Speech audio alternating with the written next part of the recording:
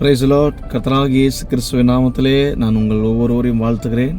நம்முடைய பிதாவாகிய தேவனாலும் நம்முடைய கர்த்தராகிய இயேசு கிறிஸ்துவினாலும் உங்களுக்கு கிருபையும் சமாதானமும் உண்டாகட்டும்.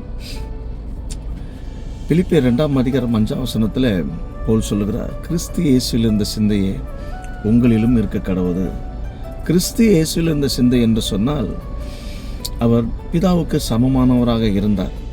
அவர் தேவனுக்கு சமமாய் இருப்பதை கொள்ளையாடின பொருளாக எண்ணாமல் மனுஷரூபமாய் காணப்பட்டு மரணப்பரியந்தம், அதாவது சிலுவையின் மரணப்பரியந்தம் தம்மை தாமே தாழ்த்தி வெறுமையாக்கினார், அடிமையின் ரூபம் எடுத்தார் என்று நாம் பார்க்கிறோம்.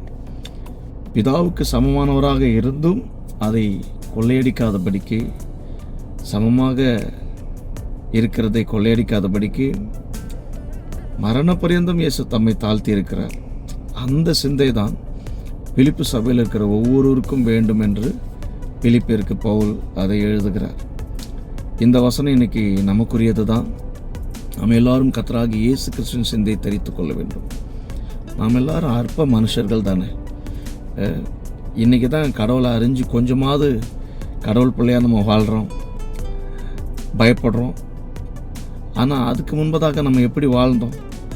எபேசியர் 2 பவுல் சொல்கிறாரு, ஆகாயத்து அதிகார பிரபுவாகிய அந்த ஆவிக்கேற்றபடியாக நீங்கள் நடந்து கொண்டீர்கள். ஆகாயத்து அதிகார பிரபு, அவனுடைய ஆவி நமக்குள்ளே இருந்துச்சு. அப்போது பலவிதமான இச்சைகளை நம்ம ஆவலோடு நடப்பித்தோம். மாம்சமும் மனதும் விரும்பினர்களை செய்து சுபாவத்தினாலே கோபாக்கினின் பிள்ளைகளாக இருந்தோம் என்று எபேசியர் 2:3 வாசித்து பார்த்தீங்கன்னா நாம் முன்ன எப்படி இருந்தோன்றதை போல் அங்கே எழுதுகிறார். இப்போ தான் கொஞ்சம் கடவுளுக்குள்ளே வந்து கொஞ்சம் கொஞ்சமாக மாற்றம் அடைகிறோம். ஒரே நாளில் இயேசுவை போல் மாறிட முடியாது. ஒரே நாளில் பேயாகனா மாறலாம். இயேசுவை போல் ஒவ்வொரு நாளும் நாம் முயற்சி செய்து அவருடைய வருகைக்குள்ளாக அல்லது நம்முடைய மரண காலத்துக்குள்ளாக நாம் இயேசுவை முழுவதுமாக அடைந்து கொள்ள முடியும், அடைந்து கொள்ள வேண்டும். ஒரே நாள் இயேசுவை போல் மாறிட முடியாது. அதனால் நம்முடைய சிந்தனை எப்படி இருக்கு? இந்த காலவேளையில் இயேசு நான் சாந்தம் மனத்தாழ்மையுமாக இருக்கிறேன் என்று சொன்னார். அதான் கிறிஸ்து இயேசுவில் இருந்த சிந்தை. இயேசு மரண பரியந்தம் கீழ்ப்படிந்தார், மரண பரியந்தம் தாழ்த்தினார். நாமளும் மரண பரியந்தம் கீழ்ப்படிய வேண்டும், மரண பரியந்தம் தாழ்த்த வேண்டும். பிதாவுக்கு சமமானவராக இருக்கிறவரே, அவருடைய மகிமையின் பிரகாசமும் அவருடைய தன்மையின் சுரூபமாக இருக்கிறவரே, மனுஷரூபமாய் காணப்பட்டு அடிமையின் ரூபம் எடுத்து தாழ்த்தி வெறுமையாக்கி இருக்கிறாரு. அப்போ நம்ம மனுஷன் நாம் எவ்வளோ தாழ்த்த வேண்டியது இருக்கு பாருங்க. ஒருவேளை நம்ம உயர்ந்த ஆவிக்குரிய வாழ்க்கை இன்னைக்கு வாழ்ந்தாலும் கூட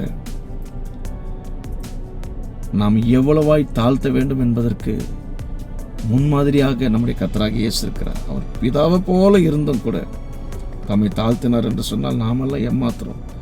அதனால் இந்த நாளில் நாம் ஒவ்வொருவரும் கிறிஸ்து இயேசுவில் இருக்கக்கூடிய சிந்தையை தரித்துக் கொள்வோம், தாழ்த்தும்.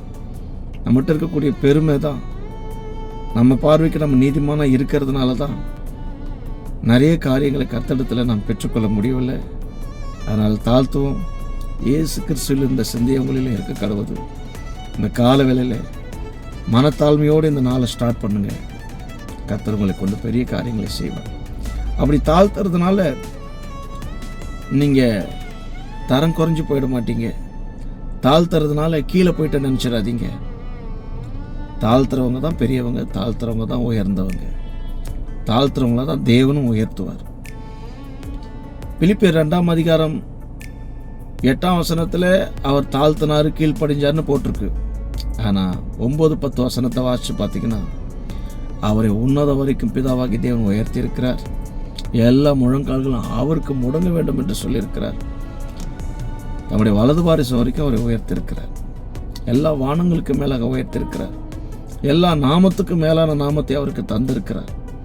அதுதாங்க, இயேசுவை போல நீங்கள் தாழ்த்தினீங்கன்னா எல்லாரும் காட்டிலும் தேவன் உங்களை தான் உயர்வாக வச்சிருப்பார். எல்லாரையும் உங்களுக்கு கீழே கொண்டு வருவார். எல்லாருக்கும் மேலே உங்களை தேவன் உயர்த்துவார். இதை நீங்கள் தெரிஞ்சுக்கிடுங்க. இந்த பிலிப்பியர் 2:5, 6, 7, 8, 9, 10 வசனங்களை மனப்பாடமாக வச்சுக்கிடுங்க. 5 இருக்கக்கூடிய சிந்தனை உங்களுக்குள்ளே இருந்துச்சுன்னா 10 கிறிஸ்து எப்படி உயர்த்தப்பட்டார், மேன்மைப்படுத்தப்பட்டார், மேலான நாமம் தரிப்பிக்கப்பட்டார் என்பதெல்லாம் தெரிஞ்சுக்கிடுங்க. அதையும் கர்த்தர் நம்முடைய வாழ்க்கையில் செய்கிறதுக்கு வல்லமை உள்ளவராக இருக்கிறார். இந்த காலவெளியில் தாழ்த்துங்க. கர்த்தர் உங்கள் ஒவ்வொருவரையும் ஆசீர்வதிப்பார்.